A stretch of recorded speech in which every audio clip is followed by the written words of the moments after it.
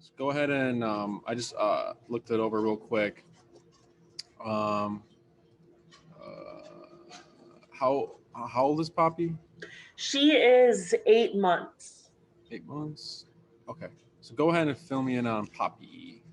Yeah, so you guys have come extremely well recommended by just about everybody in my building. I live in the same building as Melissa Herman and Paige. Yeah, I'm one of them. I'm one of the many recommended by that group. So, yeah, I got Poppy about 6 months ago. It's been great. And now that she's kind of out of that teething phase and she's been spayed, I just kind of, she's not a bad dog, but I would just like to get some proper training for her. I've never had a dog before, so I don't know what to do. And I just like, as a perfect example, she loves to play tug of war on any and everything. My shirt is currently one of those things, and so I'd love to get a handle on that.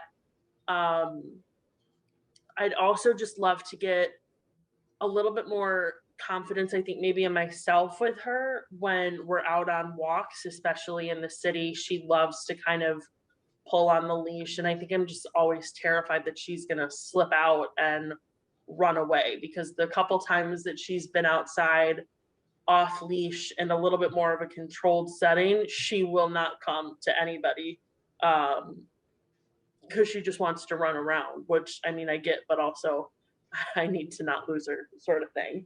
Yeah. So I would love to get, some general and decent obedience training for her. She also likes to jump a lot, and she's super small. She's 15 pounds. We're pretty sure she was the runt of her litter. So she's really small, and I think her jumping behavior is adorable in a small dog, but like if she was 30 more pounds, it would be like really bad behavior. So just trying to get a handle on all of that, I think. Yeah. Okay. Anything else I should know about Poppy? Thank you. She excited pees a lot, which I'm not sure if that's whenever she meets new people or sees somebody for the first time in a while, she usually excited pees. We've had a couple setbacks in our general house training for potty training. She got sick a couple months back. Okay, thank you. And we've been on like a slow transition back into dog food. So and also back into outside bathroom. We still have a couple accidents every week, I would say. Okay. So, what's she eating now? Right now, she is eating chicken and rice. So, okay. For the stomach stuff? Yeah. So we had a lot, like she got sick, and then we were doing the chicken and rice for a while, got to the point where it was time to start, slowly incorporating kibble back in. And then we had a personal issue, and we weren't staying in my apartment for a while. And then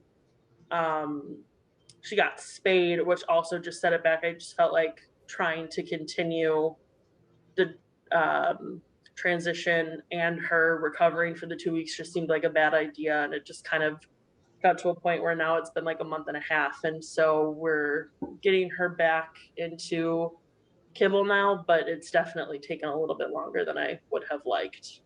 Okay, so. What kind of kibble was she eating? It's the brand Diamond Naturals.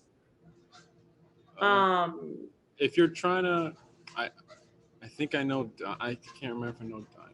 Was there what store did you get it from? I've been buying it on Amazon for now, but that's the only kibble she's ever had in her life. Okay. So, All right.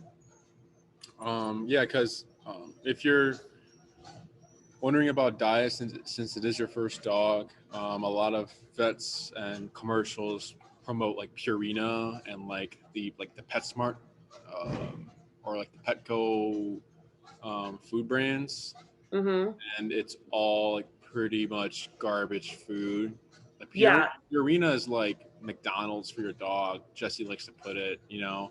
that's what I have heard. So yeah, this is not Okay. one of those. It's not in that list of like the really crappy ones. This one, I think, from what I've heard and what my vet had said, that this was a pretty solid one. Okay. Um, so I've been pretty happy with it.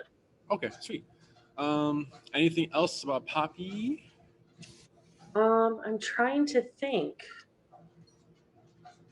Not really. For the most part, she is a really smart dog. She has great intuition. She's really not a major barker outside of, when she sees a squirrel.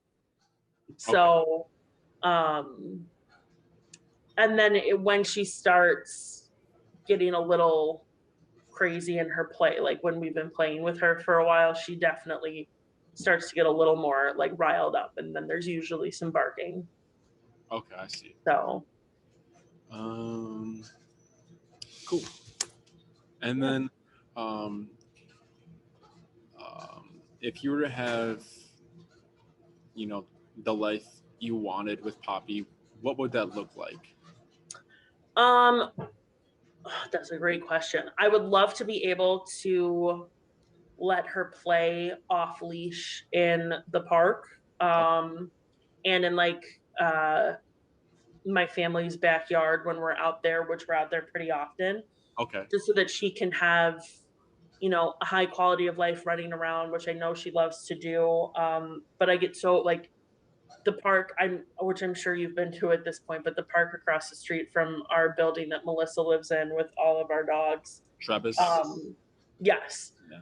it's because it's not closed in. It just makes me so nervous. Also, she's small enough that she can like slip Yeah. through the fence. Yeah. Um, so that it just makes me too nervous to let her off. And so I'd love to get to that at some point. Um, and I'd love to be able to have her be better about walks. Sometimes she's so good about it and will go for a really long time. And then other times she's so distracted that anything more than 10 minutes is like I'm dragging her, which I don't want to do either. Yeah. So, What do you walk her on? I have a leash. She also has a harness. um, because I felt like, at least at the beginning, not as much now, but was there was so much pulling and tugging. I was a little worried about her neck because Oh she's yeah. so small. Yeah. So the harness has been great. I've really enjoyed it. But also she's speedy, so like it makes it easier to grab her sometimes.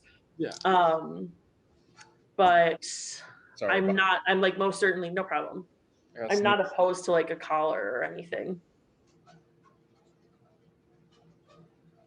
Okay. Or I'm not. Maybe. Okay. Yeah. I'll talk about why we would want to switch to a collar later. Mm-hmm. So good. You just, you want to. Looks like you just want to conquer those walks.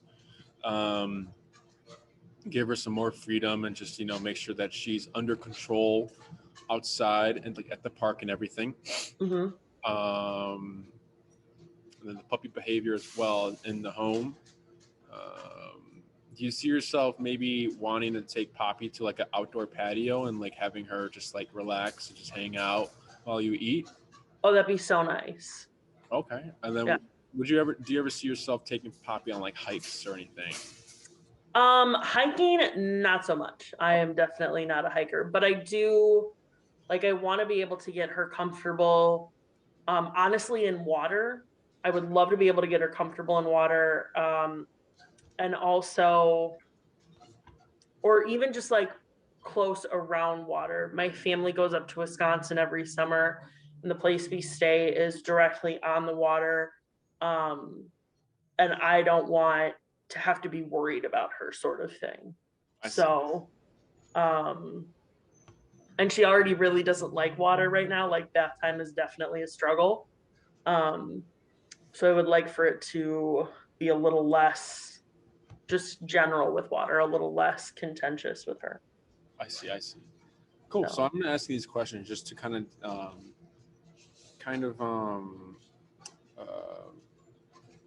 see what program would fit, your lifestyle with Poppy the most. Because I'm not going to, like, you say you don't want to do off leash hiking, so I wouldn't give you off leash hiking commands if you're not doing that, right? Okay, cool. So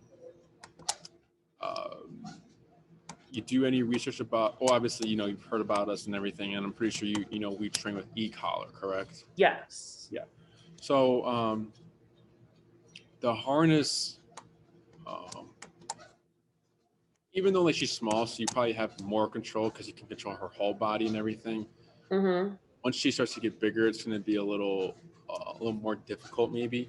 Mm-hmm. The reason why we want to switch to collars because harnesses promote pulling.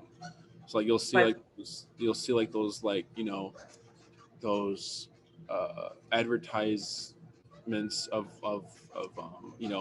no pull harness or something like that. Have you seen those? Probably, but I've been using the same brand since she was little. So since she was really, really little. So yeah. I'll go. Sorry. No, that was it. Okay. So yeah, so harnesses promote pulling. Harnesses are used for huskies. They're used for protection work. Okay. So how that works is we use protection work, for example, because dogs have opposition reflex. So when you pull back, they want to pull forward. If you pull left, they pull right. If you pull right, they pull left. Okay. So in training, Jesse will use this as an example in his consultation is that the handler will have the dog in a harness and there'll be an agitator in front of them. And then the handler will pull back and then release, pull back, release, so that the dog gets pulled, but they want to pull forward, and then they get to pull forward, and then they're creating frustration. Like they're like, okay, I'm getting annoyed. And this person's annoying me. I want to go, right?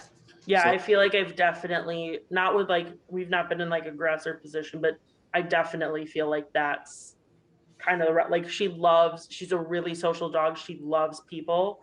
And so when we're on walks and someone is like walking by us, she'll always want to go to them. So I will, pull back and she's always pulling forward for sure. Yeah. And then did you say she barks at people or barks at dogs on walks or no? Not really. Sometimes she will, and it's never like an aggressive bark. It's like I want you to stop and come play with me bark. Oh, she barks during play, you said, right? Yeah, she barks during play. Not always though. It's only when it's with humans and when it's a lot of like almost like the grabbing when it's almost like you're kind of swatting sort of thing. So we've tried to not do that a lot. Quite frankly, my dad does it a lot with her, and so I'm trying to break that. But yeah, for the most part, she likes, she'll bark at people every once in a while, but it's not an often occurrence. I see. Okay.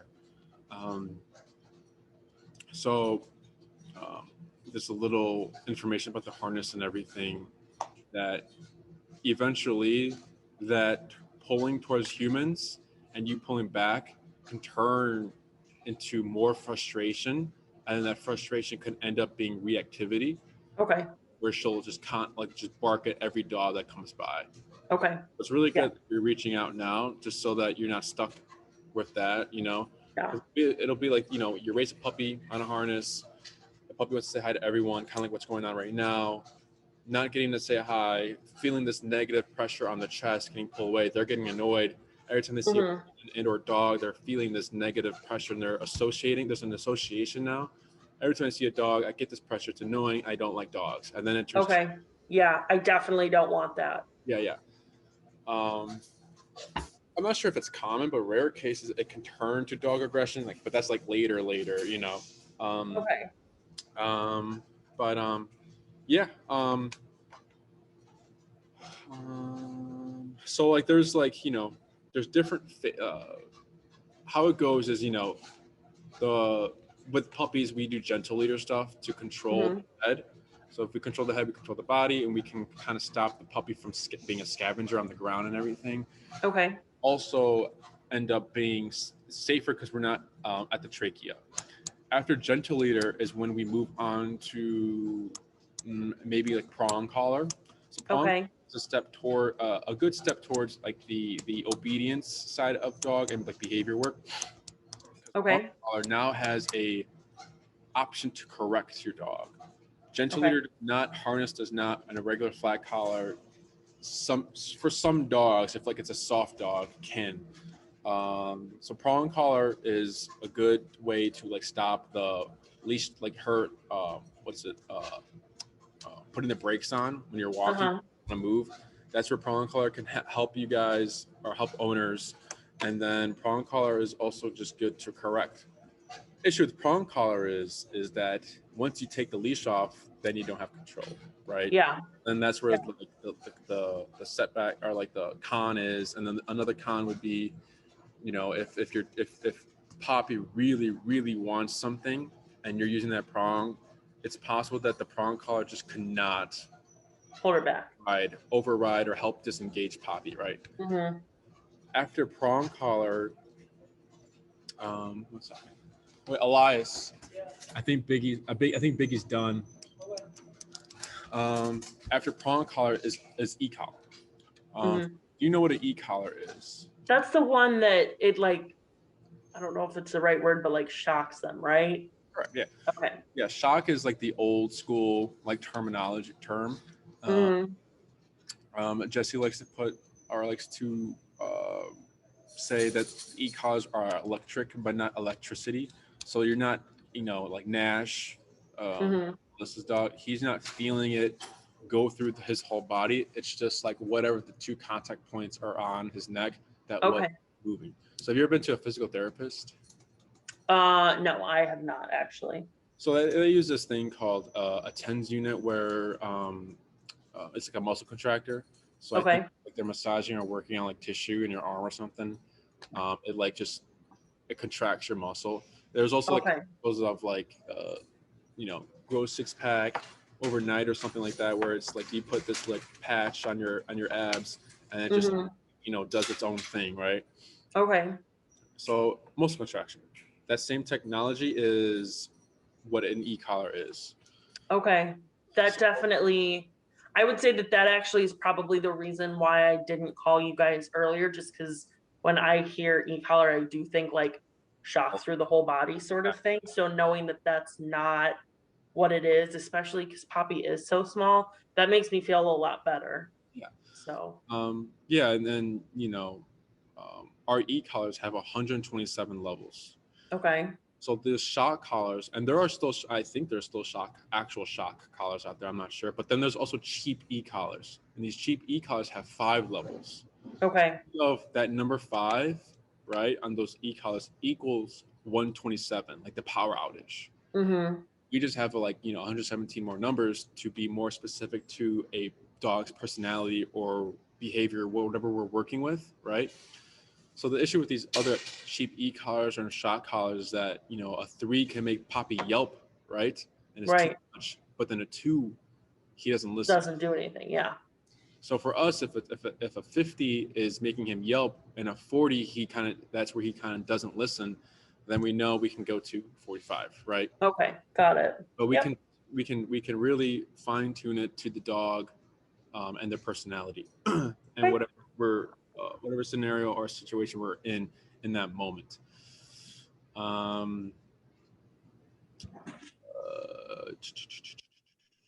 So how it would work, and it's very similar to like the physical therapy where the client would have the item on them, and then the physical therapist is going up the levels, right? And then they're asking the client, tell me when it feels uncomfortable. Okay. And say they reach a certain level and the client's like, okay, that's enough. They lower it 2 levels down and then they just let the machine do its work. So that's very similar to how we do e-collar. We go Okay. up until it's too much or appropriate to what we're looking for in a Okay. response to e-collar, and then we kind of just like stick at that number, right? Okay. So I can't tell you right now what Poppy's number would be on the e-collar out of 127. Yep. Poppy will let us know once we start training, right? So we can, Okay. you know, a lot of clients will say, you know, my dog's tough, like he's going to be a high number, I know it, and then they're like a 20 or like 10, you know. other clients were like, you know, my dog's pretty soft, I think they're going to be low, or like they kind of get like shy about it, or like, you know, the emotion like pressing a button on your dog is sometimes difficult for some owners. And then these dogs that they think that would be low numbers are actually like they Pretty high. Yeah, function on like 80 or 90, you know. Yeah, So, part of me feels like I think the emotional part of me is like, oh, she can't be more than like a 5, but the other part of me is like, this dog's going to be at like 120. yeah. She's a little, like when she does get to play with the big dogs, she has that small dog complex where she is like the same size as the big dogs. So I'll be very interested to see what her number ultimately ends up being. Yeah. And this can change, you know, if we're outside at Trebas, it could be maybe like a 60. And then in the home, you know, maybe it's just like a 10, you know. Okay. It's based on like what's going on in her environment, how you know, how is she in that moment, you know. But what else? Just list the numbers. So yeah, it sounds like you're just dealing with, you know, regular puppy stuff. You know, you just want the basic obedience, and then kind of just more control over Poppy. Yeah, I would say I feel like there's nothing about her that seems like out of the ordinary. Like I am genuinely concerned that this dog is like a problem sort of thing. It's just she's a puppy and she likes my shoes. So And then you said she's 15. She's 15 pounds and she's 8 months old. Okay. And then how big do you think she's gonna get? So female corgis get up to like 30 pounds, and I don't think there's any way she's going to get another 15 pounds. My vet thinks maybe 5 to 7 more. So I'd say in between like 20 to 22, but not bigger than that. 20 to 22 pounds. Okay. What else? Any questions so far? I don't think so, no. Okay. So how we would like kind of like teach Poppy about the e-collar is just letting her know how it turns off and how it turns on. Poppy will never know that you're the one pressing the button. Poppy's gonna think it's like the universe kind of talking to her. Okay. Right. So don't worry about like, you know, relationship-based problems or anything like that. She'll never know it's you or anything like that unless like you, I guess, show her and like, you know, there's I get that. Yeah. But we have you know, programs where it's like in person, where it's like a one-on-one type thing, and then we go to daycare and train, and then board and train. Okay. For the in-person, we're working at Oz Park. Okay. Oz Park. Yep. And then we're also working at the facility as well if needed. But we like to work at Oz because Oz is filled with many distractions. It's similar to Trebas, maybe more intense than Trebas. Okay. Where there's dogs everywhere, bikes, parties, baseball games, and everything like that. Yeah, and she's this is probably also something really good to mention. She's a very like easily distracted dog. She's so hyper aware of kind of everything going on around her, which I think is pretty common for corgis since they're herding dogs. So everywhere on the walks, she's kind of like all over the place. Yeah. Okay, and then like after a walk, let's say that's like a good hour walk, you come home, is she still all over the place in the home? Like it's like we never went for a walk, or is she Not right away. I'd say she'll usually lay down for like 5 minutes, have some water, and then she's back to just snooping all over the place. Okay, so that's overstimulation. Okay. Dog can't focus. Okay.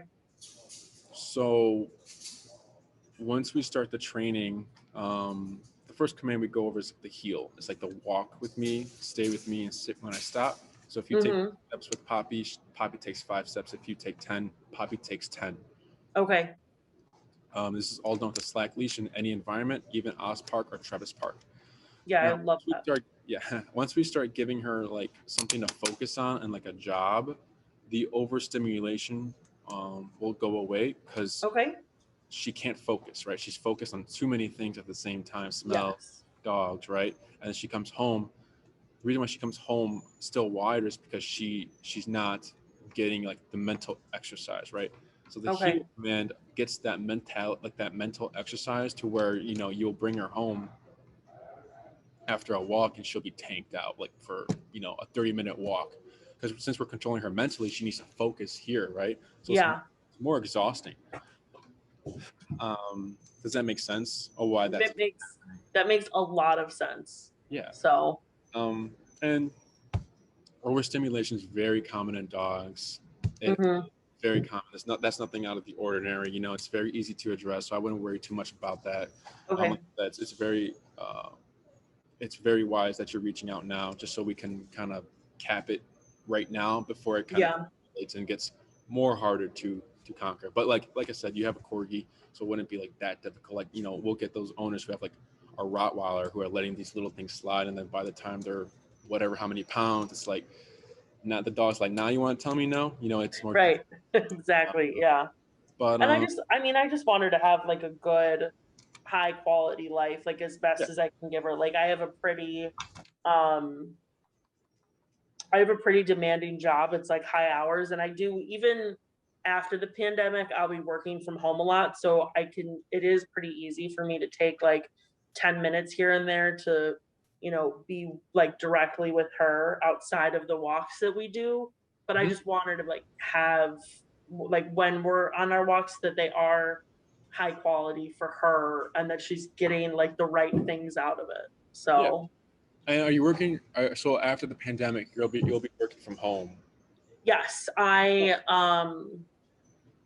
think we'll maybe travel like 10% of the year, if that. And I have, most of the time, I have people who can take her. So she's always with somebody that she likes. So good. Although she likes everybody, so I guess she could go anywhere. But and just a heads up, with like the pandemic and everything going on, I know you said you work from home anyways. To avoid separation anxiety, since it's your first dog, telling owners to practice kenneling your dog in another room while you're in your shift, your 9 to 5. So that if something were to happen where you needed to leave and no one could watch her, you know that she's already practiced being in a crate in another room while you're there. The only thing that would change is just you leaving. We have done a little bit of that, both in her crate, and then I also have like a confined like little playpen sort of thing. That's not huge. I mean, I think it's maybe like, it maybe holds like 2 of the crates that I have for her. Like you could put 2 crates in there, and that's the amount of space. And I'd say like right now she's good for like 5 hours on her own, without bathroom problems. So definitely trying to build up. She had pretty bad separation anxiety when I first got her, so it took a couple weeks to like break out of it. Like especially like getting her to sleep was really difficult, but then by like 3 weeks to a month of having her, she was sleeping through the night in her crate. So we've definitely broken through a lot of it. She can be pretty independent until she like needs a snack or a bathroom break. So I see. That's good. That's good. You're practicing it. So keep doing that. Keep practicing so that you know, like I said, if anything happens, she's already gone through that. So that's good you're doing that. Um, um, so the reason why e-collar kind of gets us success, and like good results is because e-collar's physicality. Mhm. It's a physical. There's physicality because it's touching them, right? Mhm. So why that is good is because dogs are physical animals. So Right. let's say Poppy was jumping on a dog, and then a dog had, all dogs are different. Some dogs don't care; they'll let kids, dogs, anyone kind of climb over them. But let's say Mhm. he decides to jump on this one dog who isn't that type of dog. Mhm. How do you think that dog would let Poppy know that they don't want that? Probably by, well, with Poppy's size, probably stepping on her or biting or like some swatting away, something probably also physical Yeah, that some could sort of result in her getting hurt. exactly some sort of physicality. Now we will get here and there one of those dogs that will kind of overcorrect. That's just like an unstable dog who doesn't know how to address things. But the stable Mhm. dog will give like one little bite and say, Right. "Don't do that," right? So e-collar is technically us biting, like a quick little bite on Okay. Poppy. Obviously, we can fine tune it to the pressure or like the power of that, the bite and everything. Mhm. But that's why we get success because it's physical, and why we get the results, where the owners are very happy with it because they learn so quick through physicality and the way we teach it. They learn very fast and they understand. And as long as you're practicing and doing the homework, um, you'll get to that point of maybe even off-leash training and everything like that. Mhm. So just a real quick, why e-collar is successful and why we see so much success in it. Um, what else? Some common questions owners ask is, when does the e-collar come off? So e-collar is on when you need it. So if you're going to go for a walk, e-collar would be on. Um, let's say after training, right? Um, um, in the home, she kind of dials down, calms down. There's no more puppy playing. Maybe she grows out of it and she just kind of hangs out now. Mhm. Then you don't need the e-collar, right? So on the Okay. walk, why you would need it is because we can't kind of predict what's going to happen on this walk, right? So in Yeah. other words, we're going for a walk, and then like a car crash happens right next to Travis Park or something. Right. Um, she might go into what's called flight mode, where Yeah. they want to run away, and they're literally when dogs are in flight mode, Jesse will tell the clients like your dog is literally thinking, kill or be killed. Yeah. So to let's say that happens and she slips out the regular collar, right? How would how do you connect to her? And that's where the e-collar comes into play. Got it. And then you're gonna also have to override the mind of flighty, because Mhm. again, your dog is thinking kill or be killed. So there's gonna be Right. some power in that to override that thought process and Got to it. Okay. bring Poppy back to you. So Okay. like I said, we can't predict what's going to happen to this walk. So that's when the e-collar would come in handy. Now, are you going to be tapping all the time on this walk? Probably not. The more you use, and when I mean tap, like pressing the button, right? Yeah. The more you Mhm.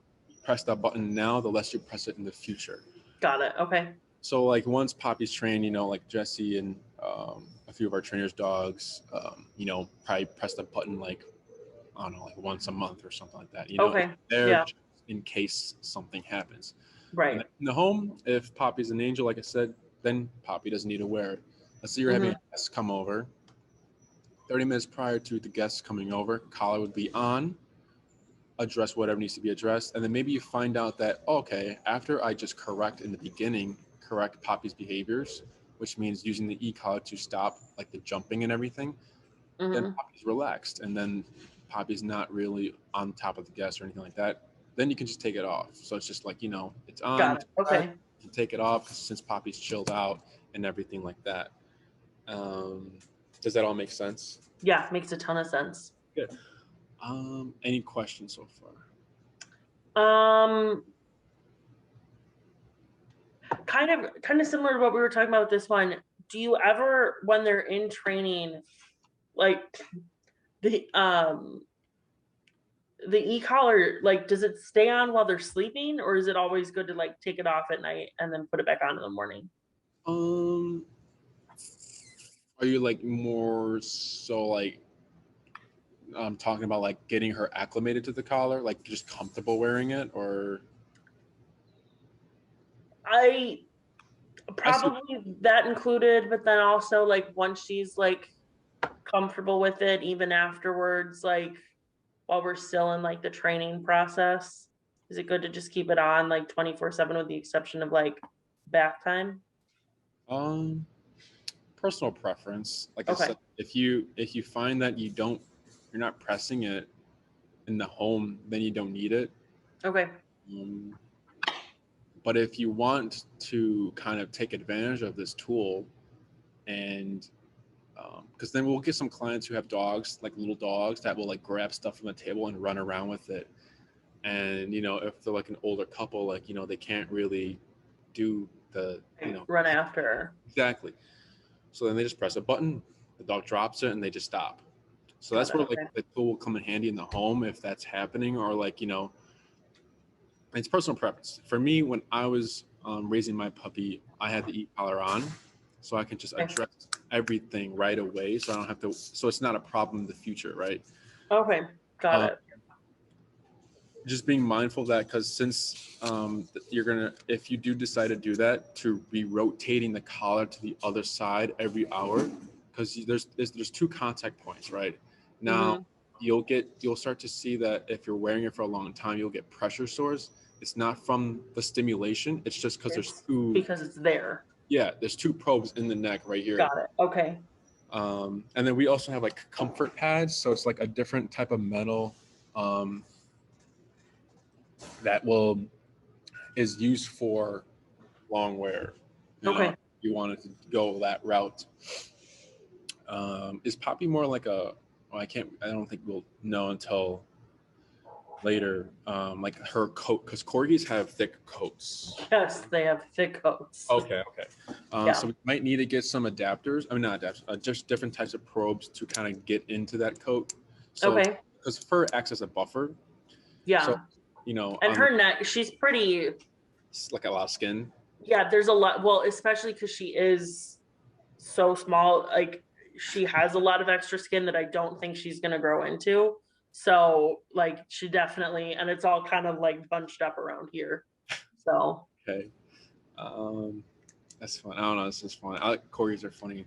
she's hysterical. She looks like I call her my like derpy little companion because she just looks so. She's so funny. I was just laughing because she was walking, and I have um like the shiny glossy wood floors, and she has no traction in my apartment. It's hysterical. It's so funny. That's funny. Trying to think. Oh yeah, so it's on when you need it. If you want to go that route of just having it on throughout the day, breakfast time, it's on, or however you want to go about it, you can do that. There's nothing wrong with it. Okay. Um, another common question, unless you have another question. I don't think so. Not right now. Another common question is, how come when I take the e-collar off, why does Poppy start jumping again? Mm-hmm. It's called opportunistic behavior. So Jesse likes to use this example with his clients. Do you drive on the highway? Yeah. Do you go the speed limit? No. And then usually it's like what happens when you see a squad car? Yeah, you slow down. Exactly. So that's opportunistic behavior. Humans do it. Dogs do it. It's just a nature Got thing. it. So Jesse likes to call the e-collar a cop on a collar. Okay. So Works for me. there, she'll see what she can get away with, and once she finds out, then it's kind of like, okay, she knows now. It's collar awareness. Got it. Okay. It has nothing to do with the training. It has nothing to do with you practicing at home. It's just nature. If we know that we can get away with something, Right, you're gonna do it. 100%. Totally get it. exactly. So were you looking more towards like a one-on-one, a board and train, or like a daycare and train? Um, I think so. What exactly does like daycare train and board on train look like? Yeah. So daycare and train is when we kind of it's a regular daycare day here at the facility, except now we just incorporate training. So day one we teach all behaviors, all the commands, and we film everything for you. All the Okay. introductory sessions are filmed for you to watch, to see one, how Poppy took to the e-collar, and two, how we work through her first responses. So like maybe she gets a little flighty, how do we work through the flight? Or maybe she starts to get anxious, how do we work through the anxiety? Stuff like Okay. that. And it's all explained to you, how to practice, what's going on, what to expect, how the commands work, and it's just all filmed. Mm-hmm. So then once those are filmed, they're sent out, they're posted on YouTube for you to watch, so that they're Okay. always there for you to like kind of like go back to, All right? back on. Yeah. So um, you're probably leaning more towards like maybe like the 10-day bundle for daycare and training. So like it's a 10-day, you get 2 videos. So one video is the introductory. Second video is like the long leash phase, because there's steps Okay. to advancing the training, right? The next step is Mm-hmm. long leash. You get a video for that as well. Okay. So let's say on her 3rd day, the video gets posted up and you watch it. You're more than welcome to practice. So let's say you're practicing, and then you also get follow-ups. So let's say you schedule a follow-up, you show us what you've been practicing, and when we help address whatever issues you have, or kind of help you through the process of it. Uh, Mm-hmm.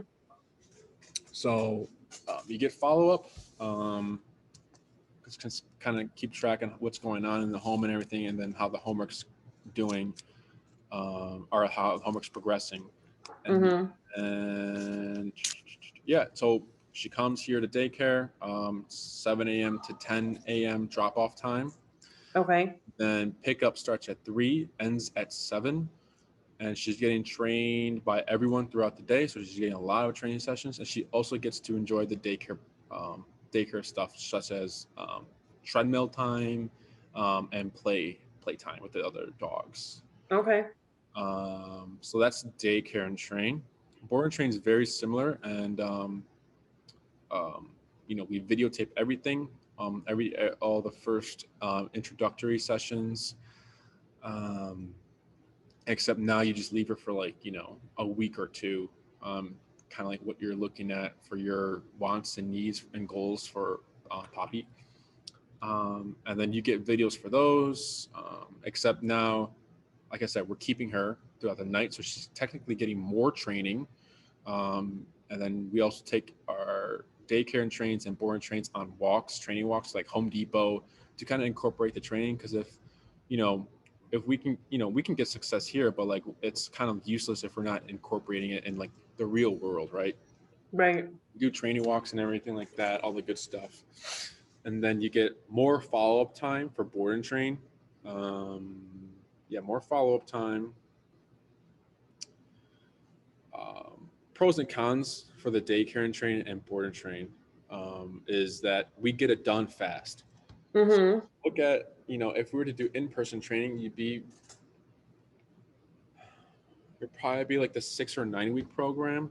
Okay. So the 6 week is like you take your dog for a walk, you go to the dog park, you need recall, and then you go home. The 9 week is you do all of that, all of those things, and then you also like take her to restaurants. You need her to stay still. You have her, a more stationary control in public places, right? So I think the 2 week board and train is equal to the 9 week program. Does that make sense? Makes a lot of Yeah. sense. And then the daycare and train, I think the 10-day bundle is equal to the 9 week bundle, or 9 week Okay. program in person. So pros and cons, we get it done fast. Mm-hmm. We teach all the commands day one, and then from there it's just reinforcing the commands. And then the cons are the training is tied to us. So Right. that's where the follow-ups come into play, where we transfer everything to you. So if the board and train, let's say you do a 2 week, you can schedule the follow-ups whenever you like. You can schedule the follow-up in the middle of the training so that you're more a part of it. Okay. And then, but I wouldn't worry too much about, because you'll get those clients who say, yeah, my dog was great when the trainer was there, but when the trainer left, the dog was like not good, Right. That wouldn't happen. Okay.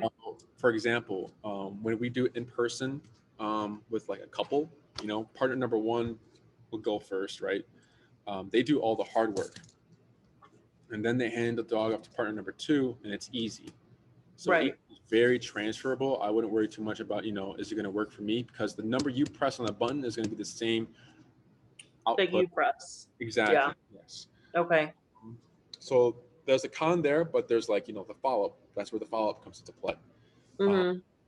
And then in person, like I said, one-on-one, verbal coaching. We don't touch the dog. You're doing everything from scratch, and you're working through and troubleshooting with Poppy. You're doing it yourself. And we OzPark for that. For the follow-ups, we do OzPark as well. So you can still get that OzPark experience. Okay. Any questions about the programs? And then I'll send a follow-up email about programs again, and then prices. Okay, yeah, that was my follow-up. So, because I'm definitely, I've heard so many different things. Because for a while, when I was trying to figure out what I wanted to do, a friend of mine who lives in a different town,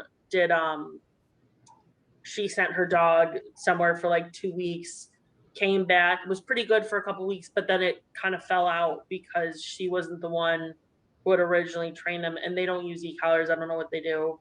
But I also know that I don't think it's fair to me, Poppy, or my wallet, quite frankly, to do the 6 to 9 week one, because with my job, I just don't think I have that much time to be teaching her all of it. I have more than enough time to like reinforce something from like, I think the 10-day one, or even like the 2-week, the board and train one. So I think those are probably going to be my best two options to pick from. So yeah, especially with the follow-ups, those I think are helpful. Oh yeah, and you can schedule them whenever you like. You can do like one follow-up, after the program, and then you can save that follow-up till like, like when that client was like, I'm having trouble now, and like later, that's when you would schedule the follow-up so that we can be there. And then you can always reach out to us, there's, hey, like this came up, and then we'll help you through it. We never just kind of like, not help you or anything like that. Right. I figured. But yeah, I mean, whatever works for you. I wouldn't be too concerned about, because then we do get some of those cases where like, the owner kind of has to be a part of it because like a behavior thing, right? But you're just doing basic obedience, and I wouldn't be too, we can definitely do board and train or daycare and train. Okay. People are still happy with the daycare and train. You still get the same results. There's nothing really to it. Yeah, no, I definitely appreciate that. And then also with the 10-day, like, is that 10 days in a row, or do you do like Monday through Friday 1 week and then Monday through Friday the next week? Yeah. So I think we're doing like a thing where we switch days off with other daycare and train. So you could be like Monday, Wednesday, Thursday, or Monday, Wednesday, Friday. And if since you have like a bundle and you purchase 10 days, you have those 10 days. So if you like, don't come on a Wednesday or Friday, you don't lose a day. You just didn't come in. That's all. Okay. Got it. Draw back to it. And then, it doesn't affect the training either that you're not bringing her every day, because it's, there's no effect to that. Right. You're learning, like you said, you're teaching it all the first day, and everything is reinforcement at that point, right? Okay. Exactly. Yeah. But yeah, it's up to you. Because we have a daycare and train that just comes like once a week, and he's doing great. There's nothing wrong with doing that. Does that answer your question? It does. Yeah, definitely. Definitely leaning towards that one a little more. I'm still a little nervous about with anybody leaving her overnight. So Yeah, it's fun. Like daycare and train, it's really good. You know, we also my other question, actually, now I think about it, especially just with like her tummy issues and stuff, what do like food and snacks and all that stuff look like? Is that something that you just kind of everybody's got the same thing, or can I be like, I'll feed her on my own? Or so if you want her to have like a lunch, you can bring food for her. okay. If we can also incorporate in the training, so we can use food with her training. You wouldn't have to use food. It's just to kind of get her into the flow of things, just to get her Mm-hmm. comfortable if needed. But that's just kind of like playing it by ear. So yeah, if you need her to eat during the day, you know, there's dogs that bring raw food that needs to be in the freezer or in the fridge to thaw out. You know, there's like a dog that like gets like 3 powders in her food and like a whole bunch of fancy stuff, and you know you know, you're more than welcome to have that here as well. If that's Okay, what, yeah, no, she's on the gets food in the morning and at night, so I would just do it before and after so that it doesn't have to be late. And you said drop off or pick up is, did you say 3 to 7? yeah. So once 3 p.m. hits, you're able to pick up Poppy. Um, we recommend a little later than 3, just Mm-hmm. so everyone gets their rounds in the training stuff, and that you know, we're getting more time with her throughout the day. Got it. Okay. But yeah, 3 to 7, and then pick up or drop off in the morning is 7 a.m. to 10 a.m. 10. Okay. Awesome. And then what else? What else? What else? Am I missing anything? Any other questions? Um, I don't know if I have any other questions. I mean, just listening to you, it's definitely exceeded my expectations already. So feeling, not that I had low expectations or anything, after hearing Melissa and Paige and Naringa and everybody talk about and watching how great their dogs are. So Yeah, it's a lot of there's a lot of, I don't know what the word is, just like people that think that, you know, like you said, like, you know, shocking your dog and everything, like why would you want to do that to your dog and all that stuff, but you know, it sounds a lot worse than it actually seems like. So yes.